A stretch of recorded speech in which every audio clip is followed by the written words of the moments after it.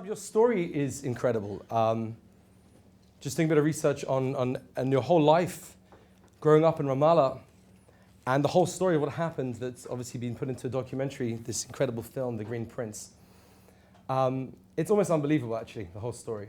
So maybe we could just get really back to the whole beginning, where it all started. And maybe tell us a bit what it was like for you growing up in Ramallah, a child in a city like Ramallah, and especially with a father who was the head of Hamas in the West Bank. Maybe give us a picture of what it was like really growing up. I'm going to give you the microphone if that's okay. It's on, you can speak. Well, first of all, good evening, everyone.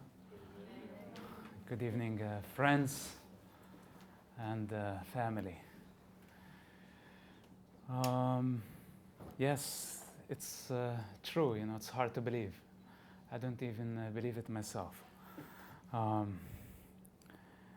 The different environments and the transformation of my life is truly unbelievable. I never thought that I would work for Israel or be in a synagogue like yesterday. Yeah.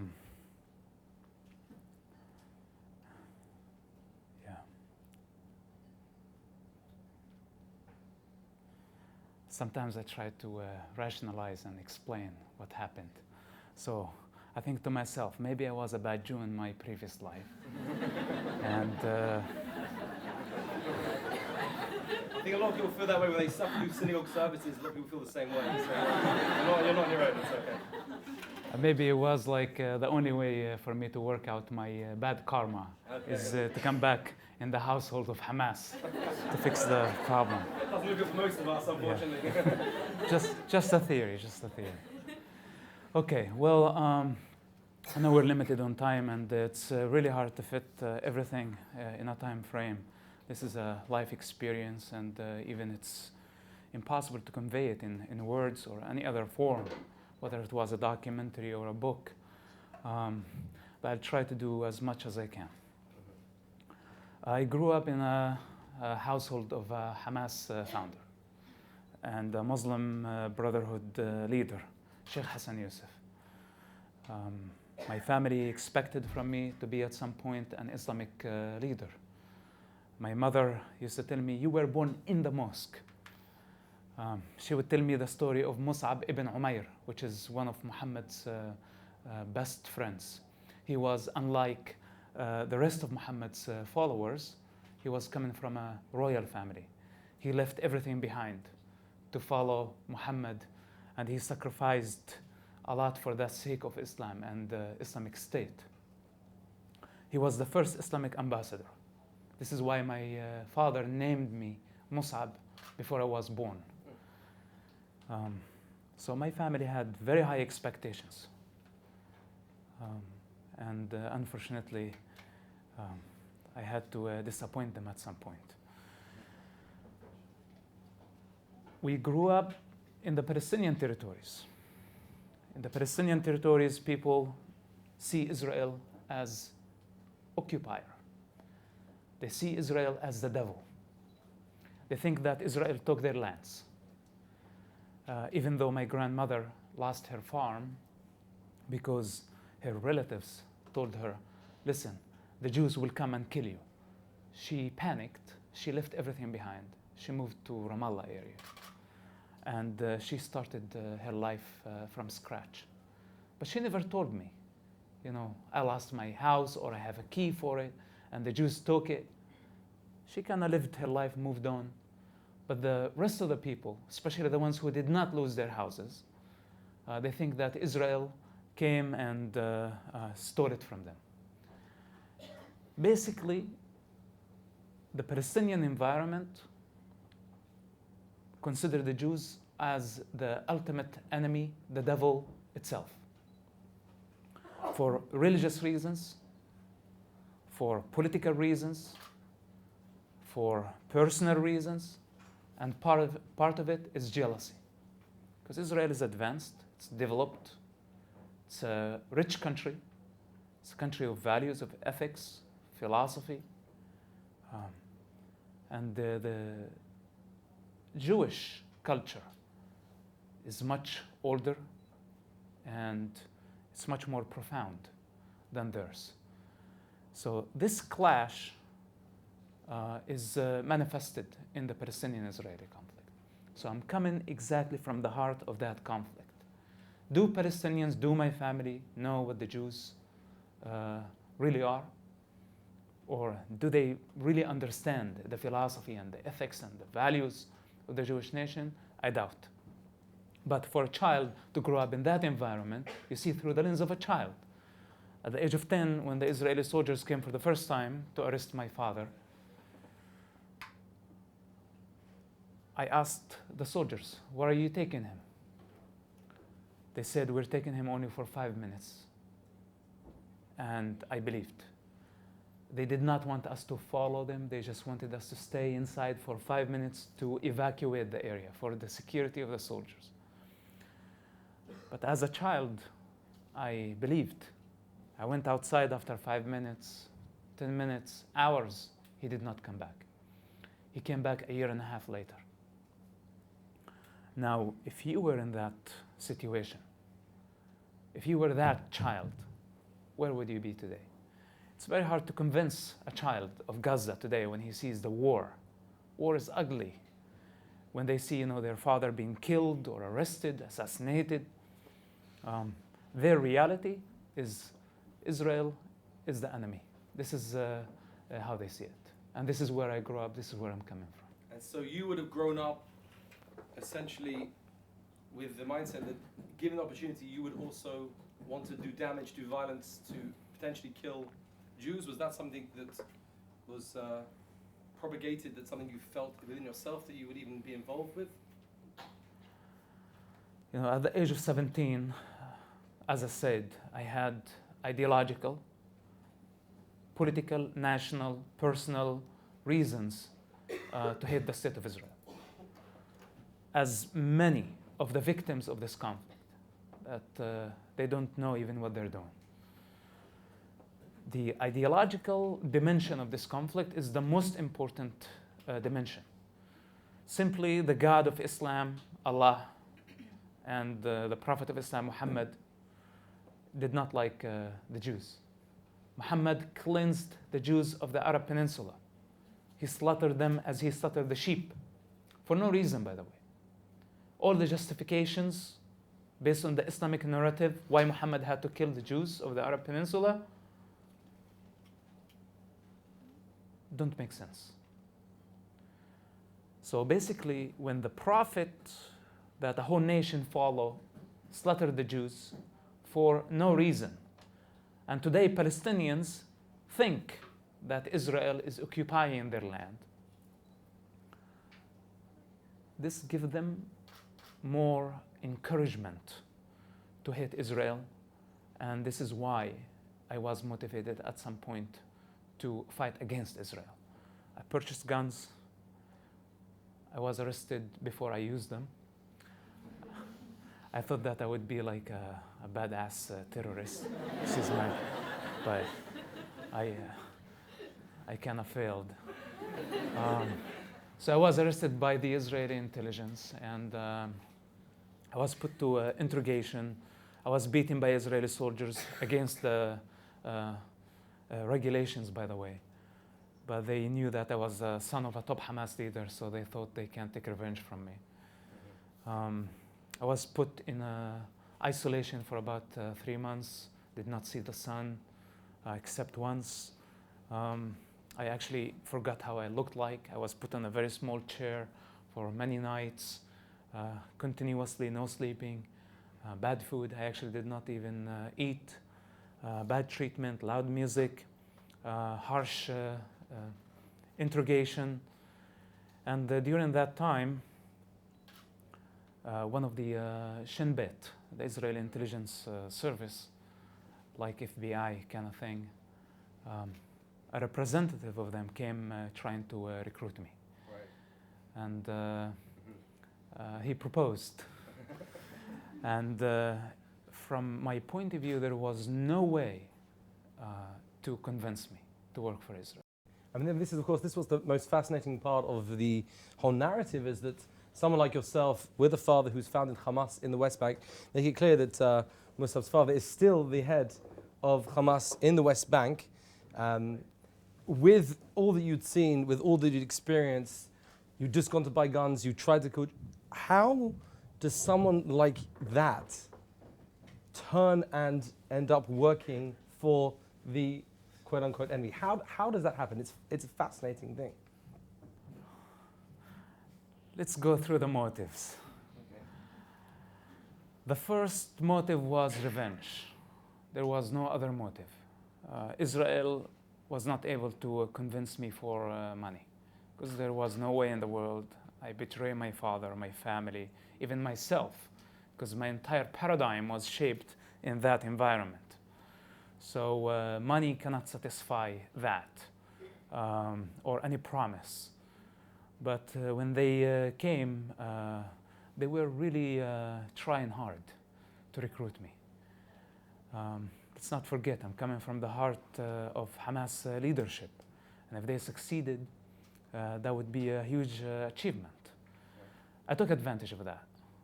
I thought to myself, if I say yes, they will release me from prison. Then I can simply work as a double agent. That was my original motive, revenge, pure revenge. I did not like them. I was hurt. I was in a very bad condition. I was young. I was only 18 years old. And I was very angry at the same time. With all these things in consideration, I agreed. And this is how the journey started. Well, in the film, obviously, we have those who may get a chance to look at the green prints. There's this incredible story of Gonen Ben Yitzhak. Gonen was your handler in the Shin Bet.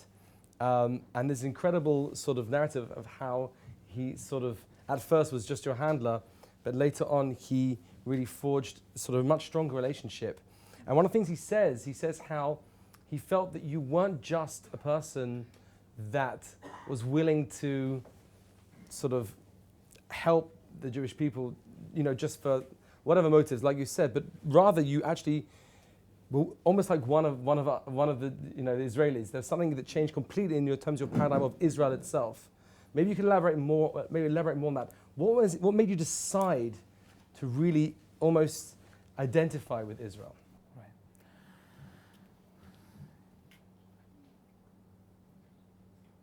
First, let me say that we as a family, we struggled a lot for the project of Islam and Hamas. We did not see much of my father. He was gone most of the time. I remember he used to tell me on the dinner table sometimes, Musab, if I get killed in this process, in this jihad, you take care of your siblings, of your mother. That used to make me cry. And I took responsibility of my family when I was very young, because he was gone. For what? For the Islamic project, for Hamas. So basically, Hamas to me was not only a movement, and I was not only a stranger to the movement. It was our project. We sacrificed a lot for that. And here I am for the cause in Israeli prison, being tortured and in a very difficult condition. I thought the Israelis would release me after I agreed to work with them or for them. And I was surprised that they said, we cannot release you. If we release you, people get suspicious of you, they will kill you. You have to go to prison for a short period of time. And that was not what I planned. I was transferred from Jerusalem to Megiddo. Interrupt you. Are you saying that until that point, when they told you to go back to prison, you were still planning maybe to go back and become a double agent for Hamas at this stage? Or at this stage, before you went back to prison, had you already decided you were going to work for Israel? I was still with my revenge agendas. I was sincere. You were sincere, right? I was not a traitor yet. Right. So basically, I was transferred to prison, and in prison, I was surprised of the reality there. Hamas security wing were torturing other Hamas members for the suspicion of collaborating with Israel. Simply, I mean, it's not simple, it's a disaster. 16 people were killed during that time, and hundreds of prisoners were tortured. Hamas used to put needles under their fingernails, burn plastic on their bodies, put them in very difficult positions for many days. Basically, it was brutal. Excuse me. And for the first time, I come to see the real nature of my father's organization. At home, my perception of Hamas was completely different. I saw it through the lens of the son of a Hamas founder, through his life. He's forgiving, he's humble, he's nice, he's kind to my mother, he's selfless. And I like those qualities of him, even though it was limited only for the Muslims. He did not feel this towards the Jews or the non-Muslims. Is this why we have been suffering as a family? To establish this monster that is killing and torturing our people? Now, I had to go through my own experiment, as usual. I went to the Hamas security wing and told them, guess what? I gave my word to the Israeli intelligence, and I have a plan. They said, what? What are you talking about? I said, well, I told them that I'm willing to work for you guys, and my plan is to penetrate them. They said, did you tell anybody about this? I said, no. They said, you cannot tell anyone. This has to die. Did they give you a mission? I said, no. Did they give you a device? I said, no. Who is your network? I said, I don't have a network. They said, it's impossible. They connect everybody with a network. I said, I promise you, I swear to Allah, that they did not connect me with any network. And now, here is the Hamas security wing, my father's organization, doubting what I'm saying. Even though I came to them voluntarily to tell them the truth. They did not like my version of truth because it did not fit in their agendas. And they insisted, they put some pressure on me. And this is when I had somehow a fight with them. They could not torture me, but they were not nice. They were intimidating. Their looks, the way they were treating me in prison. Nobody knew about this situation. But for me, I lived it for about 16 months. Witnessing their brutality, witnessing their stupidity, witnessing their ignorance of reality, of people, of intelligence, and also witnessing lots of suffering. I start to ask myself for the first time, Hamas was born with two main goals: to destroy the state of Israel and build an Islamic state on the rubble of the state of Israel. And here is Hamas. Here is the manifestation of what Hamas could be in the future. And growing up in a leadership family, I was not thinking like a soldier. I was thinking like a leader. Is this why we're suffering for? Is this the project that is going to emancipate our people and bring them justice? Where is justice? And that was the first time when I started questioning Hamas in prison. When I was released from prison, I received a phone call from the Israeli intelligence. And honestly, at that point, I did not want to work for Israel. I did not want to work for Hamas. I just wanted to get out of the country. That was my goal. But the Israeli intelligence called, and my motive at the beginning was revenge. Now I don't have that motive anymore. So they invite me for a meeting. And of course, it's not like come to the Starbucks, Soyo, let's say Soyo. It was come to this gas station, make a phone call from the gas station to intersection, to another intersection, I walk for about a mile. I kept going from a place to a place, and eventually this car stopped and somebody opened the door and said, "Get in." I got in a car and they put me on the floor and they covered me with something, and the car started driving. Hours. You can drive the whole country for hours. I don't know, did they probably smuggle me through a tunnel into Egypt or Jordan? Eventually I found myself in this apartment, and here I am first face to face with my recruiter. And he said, "Welcome back." I said, "Thank you. And thank you for sending me for a very short period of time as you promised. And thank you for telling me that Hamas was torturing and killing people for the suspicion of collaborating with Israel. At least you could have warned me." He said, "Listen, we have nothing to do with this." I said, "What do you mean? Those people were tortured for working for you guys, and you did not come to rescue them." He told me the honest truth, that none of those people worked for us. We don't have a relationship with them. I said, "What do you mean?" He said, "You know that in prison, Hamas used to capture somebody, torture him, and ask them for a network. We don't connect people with a network. This is not intelligence. When one spy or one agent is exposed, the whole agency is exposed. Right. This is not how we work. Right. Did we connect you with anybody in prison?" I said, "No." He said, "This is the truth. Everything else is a lie." He said, "I've been in the agency for 18 years. Only one person during this period of time was exposed." And for me, he did not understand how powerful was that. Because for me, I was already frustrated with Hamas actions. And now to know that their action was also against innocent people, that made me very curious.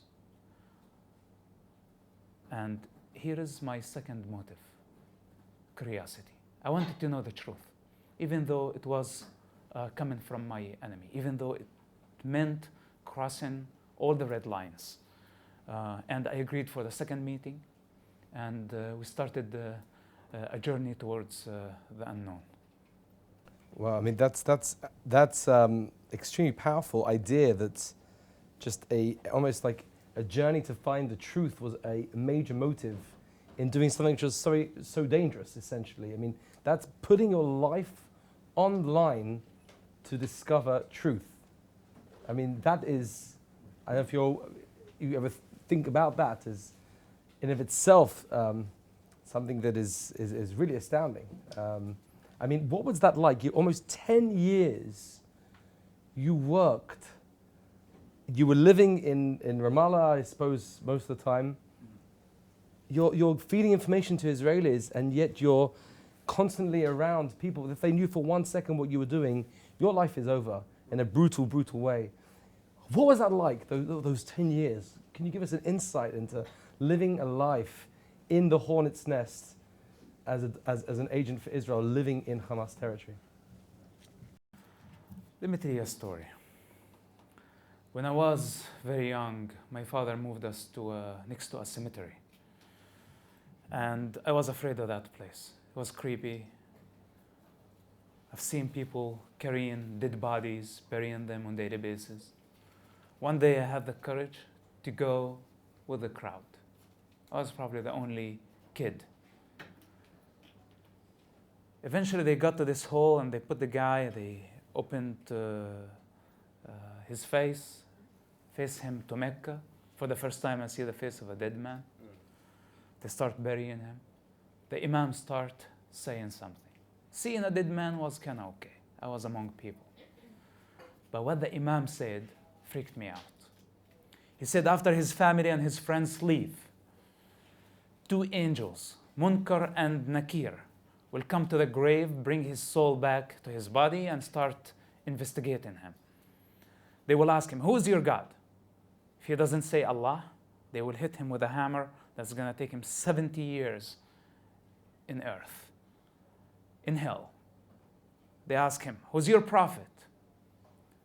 If he doesn't know how to say Muhammad, same thing. Then there will be a scorpion the size of a camel. There will be snake with 99 heads.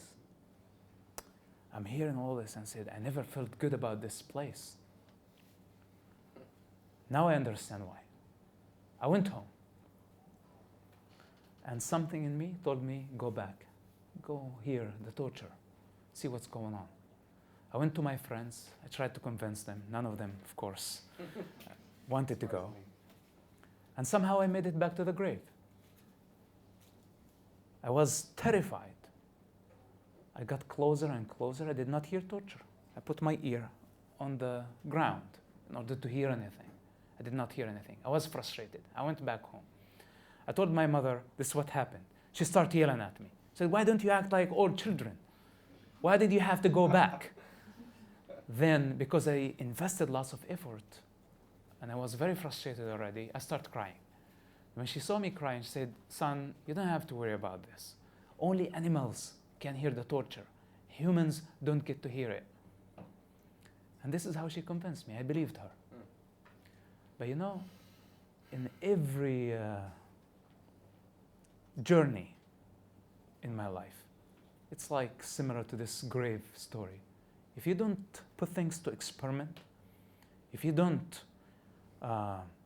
question truth, you won't be able to know what truth is. Otherwise, people will write it for you. And you will live by their script. If you want to write your own script, you have to get out of your comfort zone. You have to take risk. And you have to do the right thing. And this is something in me. I cannot explain it all the way. But honestly, this was the second motive. I was not convinced 100% of the righteousness of Israel and its people. I did not see myself actually risking my life at some point to serve the state of Israel. But after 3 years of a relationship, which I expected, now they're going to give me a gun. I want to know the truth, but maybe they're going to use me. They will ask me to do impossible things against my family or against the people. What I found, that those guys asking me to do the right thing. Be a good son. Respect your parents. Respect your people. Don't do anything crazy. Go to the mosque. Pray. Fast. Do all the good things. Of course, they wanted me to be a good fit in our community, but in the meantime, they never asked me for something wrong. They wanted me to go to school, get my education. So for about 3 years, this was the relationship with the Israeli intelligence. They did not give me any mission. Okay. And it was awkward relationship. Because on one hand, we became friends. I mean, the human relation was amazing. Right. And I know that those people care for me as individual also. So it was very hard to digest all that. Till the moment I was exposed to Christ consciousness. I'm not talking about Christianity, I'm not talking about religion here. And I'm not promoting for religion because I'm not religious myself. But Christ consciousness as a spiritual principle of loving thy enemy, which by the way exists in Hinduism, in the Upanishads, in the Bhagavad Gita, in Judaism.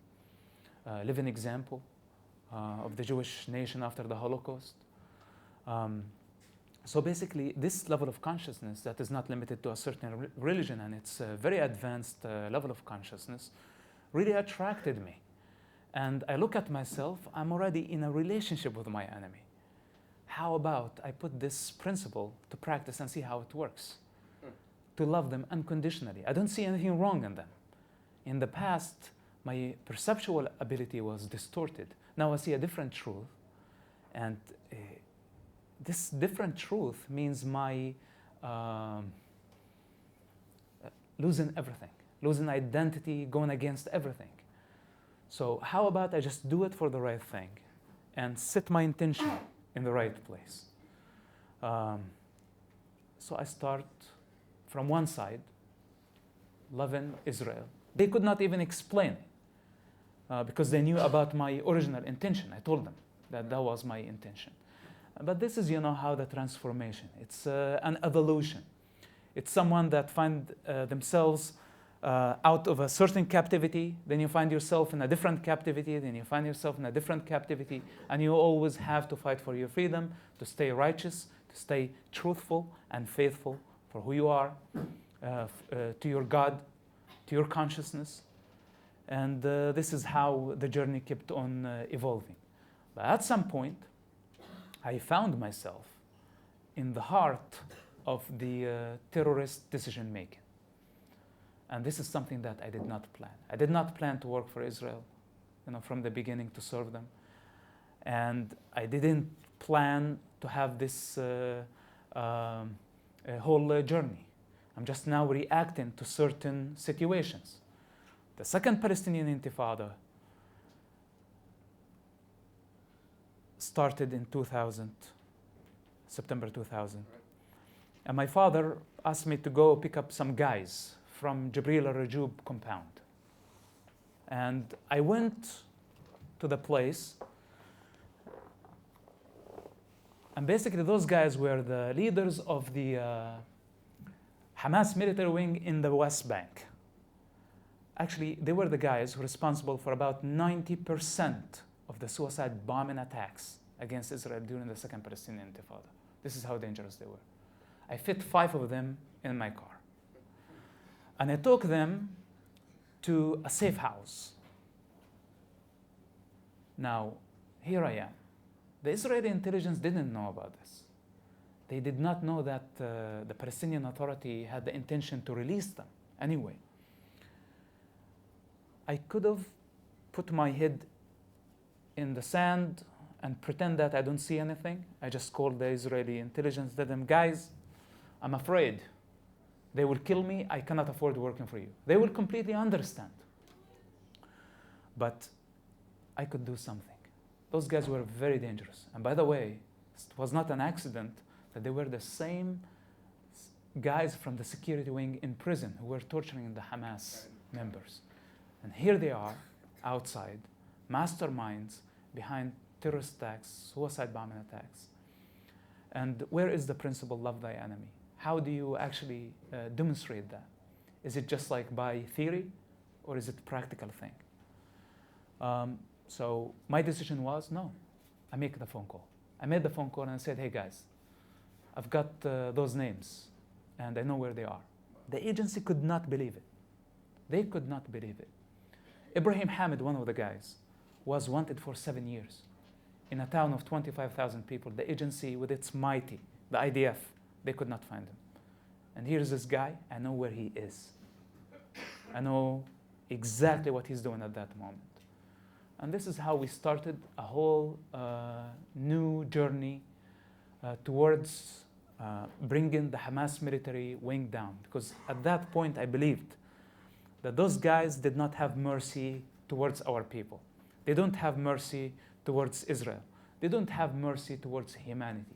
It was not a work only for the state of Israel. Even though it looked like, or it seemed like, that the agency was using me somehow. For me, I was serving my own consciousness. I was serving humanity. I was trying to do everything within my ability to stop the bloodshed. And at some point, it got very dangerous. When you're hanging out with suicide bombers, it's not an easy thing. Like one day, I have 2 strangers come into our house asking for my father. So, what do you need of him? They said, we are basically 5 suicide bombers came from Jordan. They were supposed to target Ovadia Youssef, Rabbi Ovadia Youssef Raleigh in Jerusalem. And their guy was arrested. So they had to leave the house, afraid that Israel might come and arrest them. So now they're looking for a safe house. And in a situation like this, you cannot tell them, hey guys, wait a second, let me call my Shin Bet handler and see what I can do. You have to act fast. If you don't act fast, a suicide bomber, you will hear about them only on the news. You cannot let them go on the run.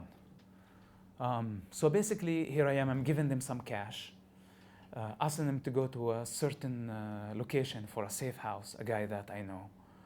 And they wanted to take their car with them. And I looked inside the car, and the car was full of rifles and explosive belts, all type of gear. And I told them, guys, you cannot take this. I have a safe place I can put it. From now on, I will give you the orders of what to do. That was the only way to convince them. So they agreed, thankfully. They went to the safe house. And now I have to deal with a car full of bombs. And, you know, it's like, as I promised them that I have a safe place, but honestly, I don't have a safe place except our garage, you know, next to our house.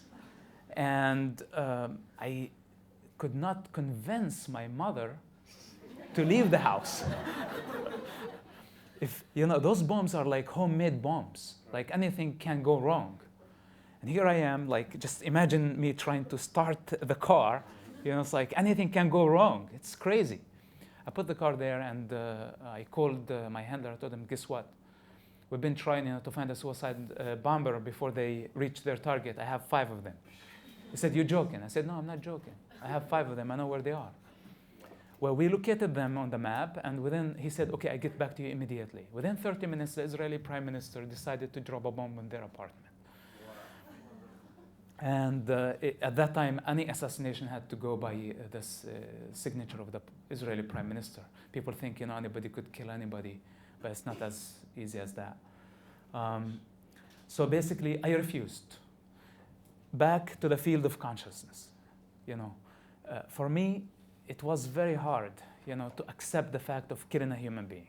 Even though, you know, I cannot compare a terrorist with the intention of killing many people to innocent civilian. Right. Maybe today I have a different point of view, but at that time, I was convinced that the safest way is not to kill any human being, not to get involved in killing at all. So I refused. They said, okay, we arrest them then. But if we arrest them, they might mention your name. If they mention your name, you have to go to prison with them, maybe for a long time. I said, I'll take the risk. Again. They tried to arrest them. One of them tried to escape. He got killed. 4 were arrested. On their way to the interrogation center, one of them mentioned my name already. So I received a phone call in the morning. They said, listen, it's better to leave the house. They mentioned your name. Now, in order to convince everybody that I was not working for Israel, we had to stage a big game. A Hollywood production. Much bigger than Hollywood, I promise you. They don't even know how to do it. You show us about JLifE events. Well, I find this interesting because it's all about perception, you know. It's all about, you know, many people don't see things for what they are, you know. And many things are staged out there. So basically, the first step the Israeli intelligence did to protect my identity, to protect me. And I can promise you that through the 10 years, they did everything within their ability to protect me all the time. Whether it was special agents, special forces, undercover, wherever I went, I had always cover and protection, right. Which is something I really appreciated highly. But in this situation, the first thing, they deported the guy who mentioned my name immediately to Jordan. So now imagine his position. He's a suicide bomber. He's about to commit suicide. And he's arrested with his friends. You're supposed to spend about 15 to 25 years in Israeli prison if you think about something like this. Now here you are, going back to your family in Jordan, free. Immediately, everybody thought that he was the rat. Right. Immediately. But that was not enough. Second step was to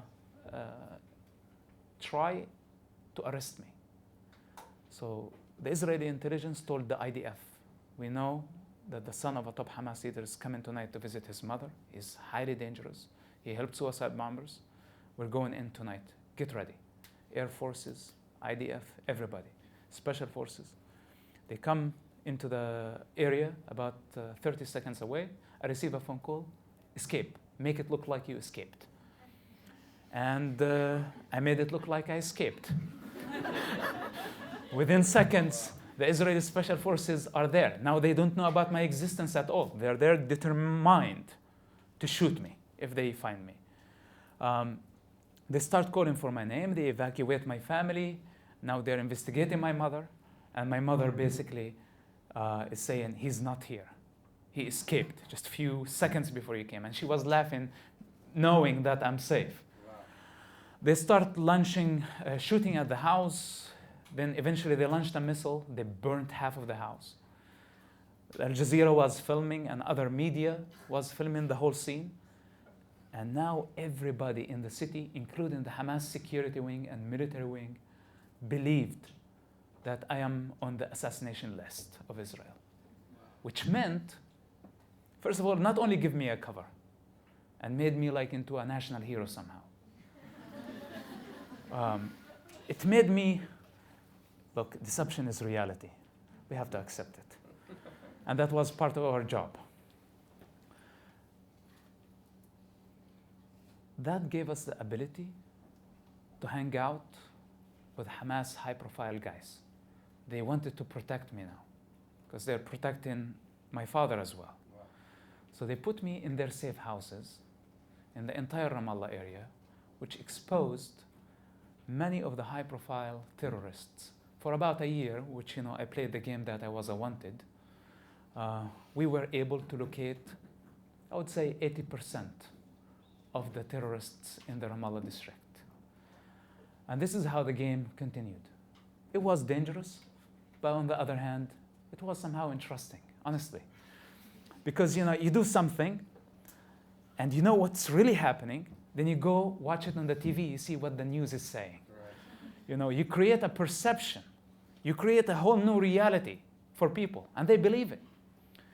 Then, understanding intelligence and all that, perception, deception, reality and fantasy, somehow also founded where I am now mentally. And literally this story is astounding in every sense. I'm obviously aware of time, and of course the book, The Son of Hamas, is available, and also the film, The Green Print, is there on the screens for you to see, and obviously it tells the full story of eventually when you had to go and leave, get out of the country, you made your way away and to America, and maybe I'll leave people to read the book and watch the film for that, but maybe just that we've had a few questions that have come in, just touching on your story and building on it, a few questions that come in, and I know, of course, with recent events around the world, someone asked the following question saying, in light of recent events in Paris and increasing fears and threats of anti-Semitism in England, what message would you give to the Jewish community in London? Which is an excellent question. I mean, coming from someone who knows Hamas, who knows, I guess, Islamic fundamentalism from the home, not from TV, even not from a internet message, what message would you tell, not just the Jewish community, but even the wider community, Jewish, non-Jewish, in England?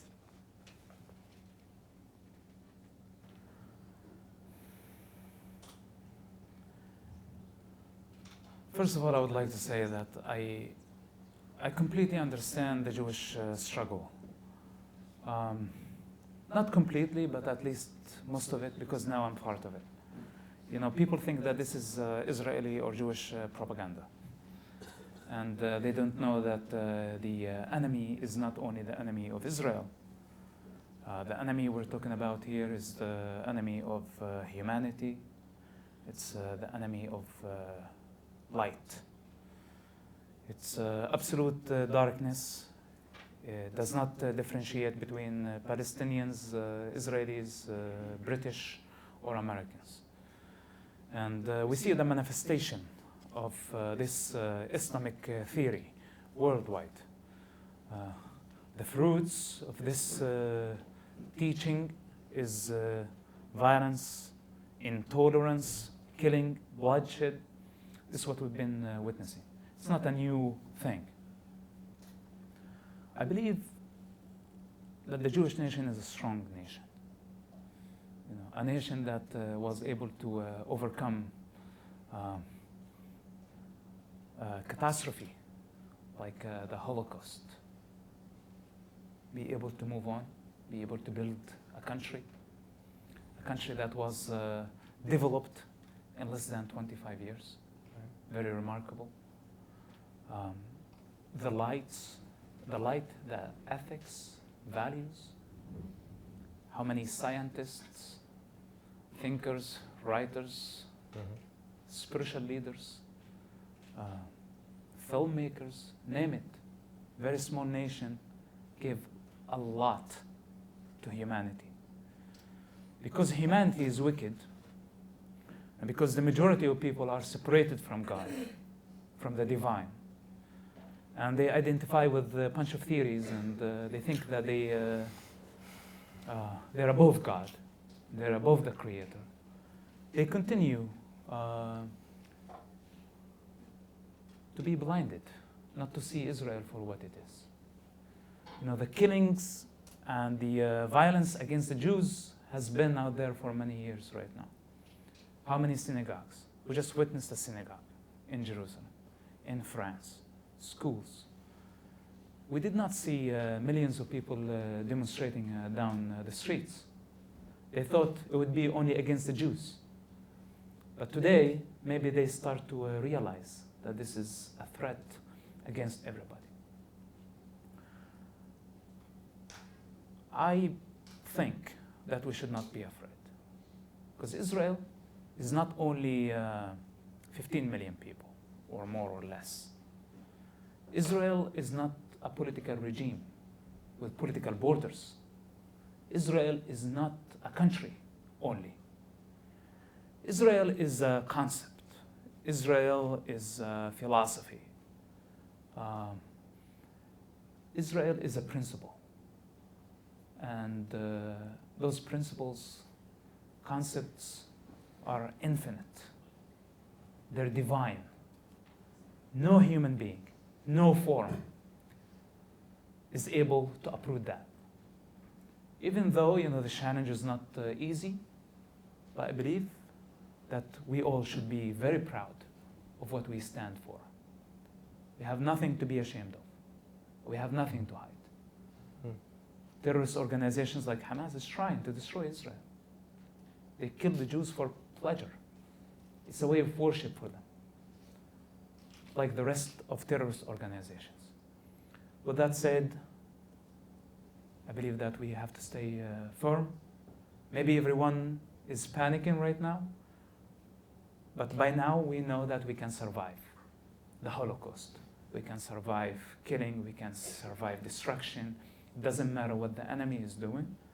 We're much stronger, and I believe that we will continue to be strong. Very much. Very powerful. Thank you. Thank you.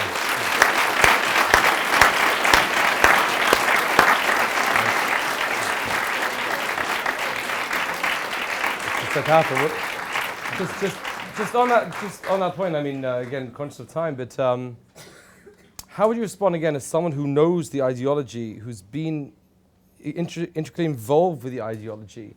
How would you respond, therefore, to those people who think that, you know, the threats of you know, Hamas, ISIS, the Boko Haram, it's a small minority that if we can kind of get rid of that, then everything will be happy and everyone will be okay in the end of the day. I was listening to Question Time, as a British TV show, actually on the radio, TV show on the radio, but they had a number of politicians who were seemingly saying that, you know, at the end of the day, you know, those people that killed the people in France, it's a minority, and if we can somehow placate the minority, then everything will be okay. As someone who's intrinsically grew up so connected to a fundamentalist family, what's your response to that? Well, I hope that you're not surprised that most people prefer to put their head in the sand rather than facing the truth. You know, most people are sheep, and they think that the shepherd is their best friend, even though the shepherd is taking them to the slaughterhouse eventually.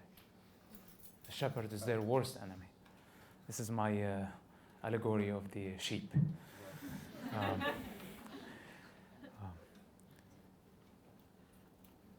People will always run from the truth. They prefer to stay in their comfort zone. It's very hard to accept the reality that quarter of population of Earth are Muslims. Not all of them are violent people, but they live in a violent system. They live in a violent culture, even though they don't realize it. Because what is violence? Let's define violence. Is it only terrorist attacks? Or is it maybe the way a husband treats his wife? The way a father treats his children or his daughter? Look at the rape in the Arab world. Look how many people are killed for honor. You know, like some father slaughtered his daughter, college girl, because she dated a guy. And there was a rumor spread in the village. When she came back home from college, he asked her to sit on a chair, and he was spending his entire day sharpening his knife. He came from behind and he hit her because of shame. This is very violent. This is violence. This is terrorism. The way that the Islamic law deals with crime, like a thief, they have to cut their hand. Organized crime, they cut the opposite of their limbs, like their left arm and their right leg, and leave them to bleed to death. This is how Islam deals with life problems. So Muhammad demonstrated violence. He carried the sword. He sent hundreds of military campaigns. He cleansed the Jewish of the Arab Peninsula. He killed people who opposed him in opinion only, or did not agree with his Islamic religion. So basically, the violence and terrorism is the nature of this whole culture, Islamic culture. Peaceful Muslims, they have imaginary models of Muhammad. They don't know who he is. And they don't see things for what they are. They were born this way. This is their identity. If they question it, they know what they have to face. The first thing, when I went public, said, I'm not a Muslim anymore, I lost everything. Friends, family, especially when I said, I worked for the state of Israel, not ashamed of what I did. That's it. Since that point, I'm disowned. And many people in that situation are afraid. They're afraid to get out of their comfort zone. They're afraid to go against the flow. And they're afraid of the unknown. But again, this brings me back all the time to the grave. It's unknown. It's scary. But what can set you free? Only the truth can set you free. It's not what people tell you. I believe that the Muslim nation has the ability to emancipate itself from this monster. But this monster, it doesn't matter how many attempts to make it look nicer. Who are we lying to? Ourselves. Why don't we see it for what it is? It's violent. It's full of terrorism, full of hatred. It's the enemy of Muslims, first of all, and the enemy of humanity. It's an ego-mind God. He's selfish. He's violent. He exists only in the physical reality. And Muhammad himself could not transcend the physical reality to see a spiritual reality. What's beyond the phenomenal world? Because he was shallow, he was selfish, he was fighting for his selfish and short-term desires. He was not fighting for a spiritual purpose. This is, in general, my position of Islam, and this is what it is. I'm not here to create division. I don't want to see people, hating Muslims. We need to differentiate, discern between like a human being in a captivity, a human being in a Socrates cave looking at shadows and thinking shadows as the truth, and the theory itself. I think it is our right. If this was the inspiration of killing many innocent people, we have the right to question it, to study it, to talk about it peacefully. And this will create awareness, and eventually, hopefully, Muslims will start to see it as well. Wow. There is two last questions very quickly. We've had one question come in saying, what does your family think now about what you did, and are you in any danger? Well, unfortunately, my family don't think very highly of me. They're very disappointed, and I completely understand why. It's very hard for them to see my reality. I see their reality. I know where they're coming from. I know where they're stuck. I've been there.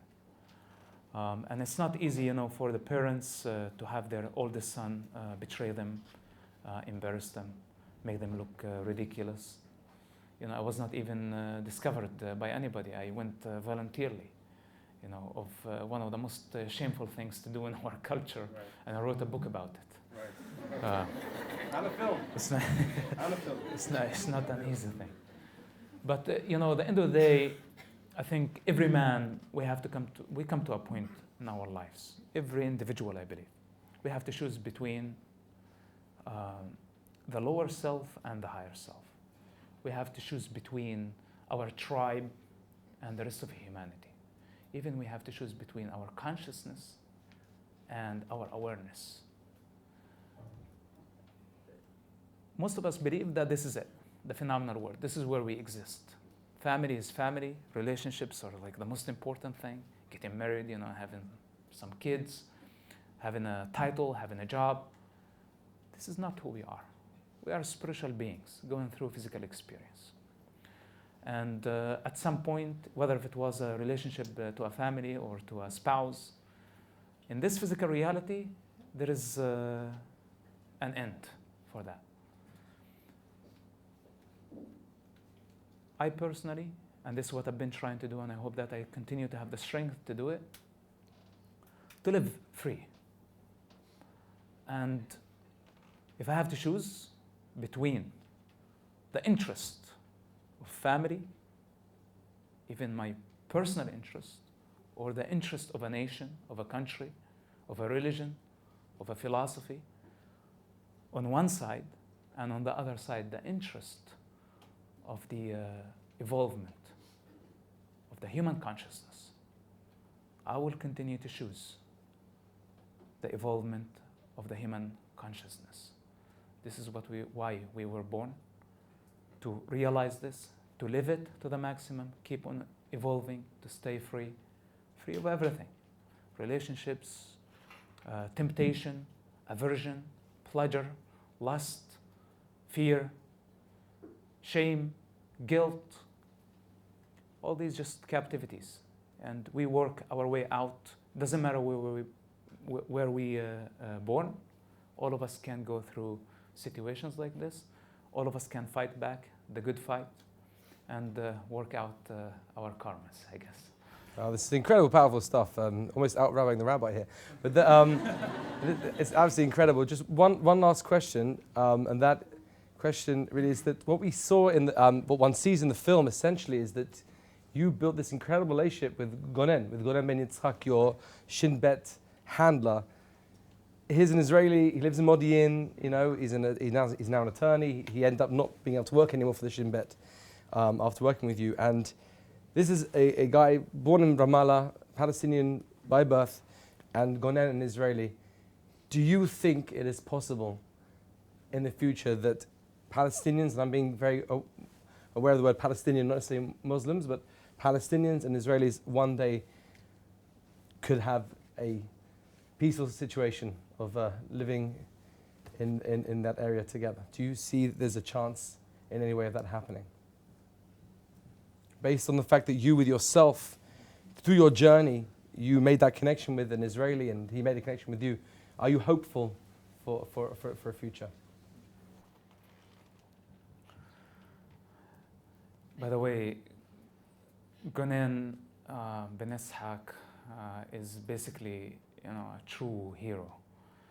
He also had to fight against the system and the regulations.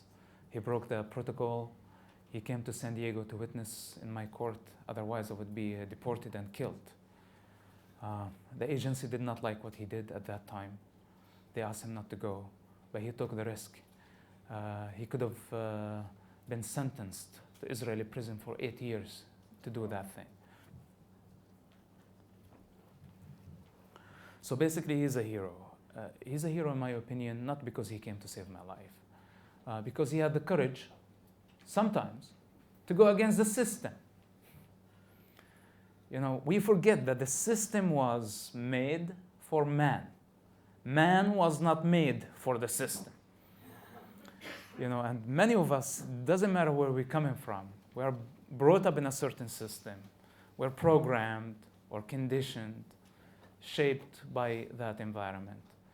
And whenever we have to go against the flow or against the system for the sake of truth, we chicken out. This is our reality. So for me, I knew that I crossed all the red lines of what I did. To find that someone else coming from the other side and was able to go against the flow, against the system, taking a risk, hitting the road towards the unknown, that by itself made me feel I'm not alone. Right. And it was a gift from heaven. This also, we can read into it to see how people, can break through the barriers, all the barriers. It's all mentally, it's all happening here. What are Palestinians? What are Israelis? The human condition does not differentiate between Palestinian and Israeli. If a bunch of Israeli kids grow up in a Palestinian refugee camp, their chances to become terrorists are very high. So we need always to look at the picture in a realistic way. Israeli people are more evolved. The Israeli system is more advanced. Israeli values are definitely calibrating in the truth. Unlike the Muslim Arabic values, which in my opinion calibrate in falsehood. When there is violence, when there is shame, guilt, fear, all these invisible forces of a society, this is how the society is dominated by extremism, because everybody is afraid. They live in a state of delusion, and that's the difference. But human being is a human being everywhere. With that said, I believe that we should keep the hope that one day they will get out of their state of delusion. And one of the things that I came out was to challenge their mind. That was the main goal. I did not see myself speaking at synagogues and talking to Jewish communities. I dedicated the book to my father. I wanted him to see a different truth, a different reality. So basically, I believe at some point they will be able. They will be able to rise above this state of delusion. In the process, if we witness more wars, we should not be afraid. Thankfully, Israel has the upper hand. And thankfully that Israel has more power with accountability to God, accountability to the rest of humanity, which means that if they insist on violence, they will keep paying a price. And maybe they will get to some point where they realize that violence is not the way. Israel is strong. Israel is a great example for humanity. When we look at the relationship between Israel and Germany, we see how Israel was able to move on, to forgive. And again, it's like when I say Israel as a nation. And the Palestinians need to learn from this something. Israel can be there to help them on every level, every possible way. I see the heart, and I know that the intention is great. Israel gives humanity unconditionally. They are capable of giving Palestinians something, but they need to stop asking for the candy. They need to stop asking for sugar, because it's not good for them. They want a Palestinian state in a place that does not fit two states, especially in this security situation we're facing lately. So I believe, hopefully, they will understand the lie of their leadership. They will be able to discern who is the enemy and who is not. And this could happen just one event. Now they see the violence, Muslim killing Muslim. Assad is killing hundreds of thousands of people. Sunni is killing Shia. Shia and Alawi is against Sunni. There is Iran, there is Saudi Arabia.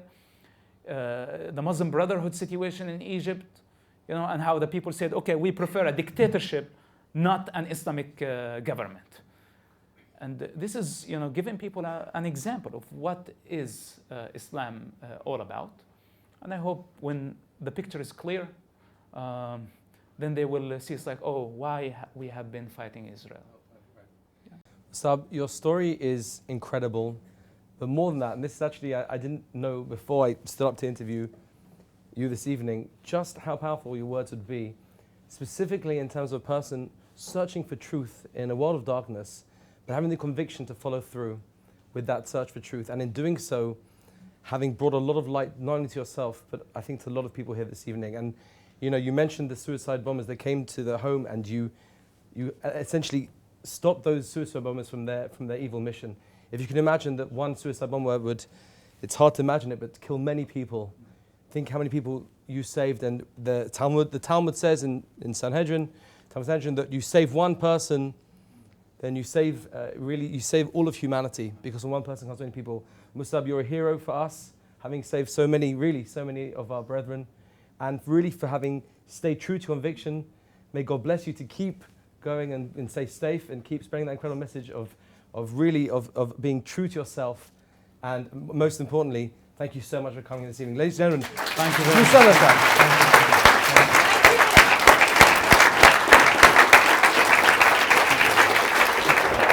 Wonderful, amazing, really.